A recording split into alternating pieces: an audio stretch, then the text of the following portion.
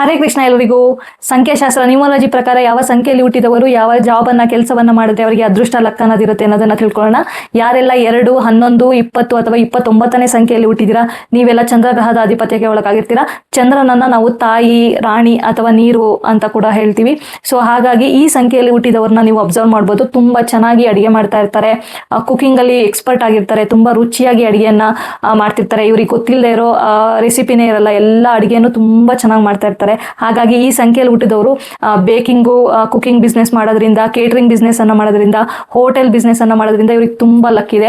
ಜೊತೆಗೆ ಚಂದ್ರನನ್ನ ನಾವು ನೀರು ಅಂತ ಹೇಳೋದ್ರಿಂದ ವಾಟರ್ ಬಿಸ್ನೆಸ್ ಅನ್ನ ಮಾಡ್ಬೋದು, ಹಾಲಿನ ಉತ್ಪಾದನೆ ಮಾಡುವಂತಹ ಡೈರಿ ಪ್ರಾಡಕ್ಟ್ ಬಿಸ್ನೆಸ್ ಅನ್ನ ಮಾಡ್ಬೋದು.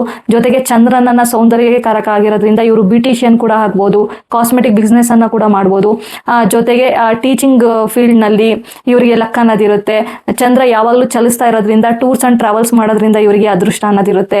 ಸೊ ಮುಂದಿನ ವಿಡಿಯೋಸ್ ಅಲ್ಲಿ ನಾವು 3ನೇ ಸಂಖ್ಯೆಯಲ್ಲಿ ಹುಟ್ಟಿದವರು ಏನೆಲ್ಲ ಕೆಲಸಗಳನ್ನ ಮಾಡಿದ್ರೆ ಅವರಿಗೆ ಲಕ್ ಅನ್ನೋದಿರುತ್ತೆ ಅನ್ನೋದನ್ನ ತಿಳ್ಕೊಳ್ಳೋಣ. ಎಲ್ಲರಿಗೂ ಒಳ್ಳೇದಾಗ್ಲಿ. ಹರೇ ಕೃಷ್ಣ.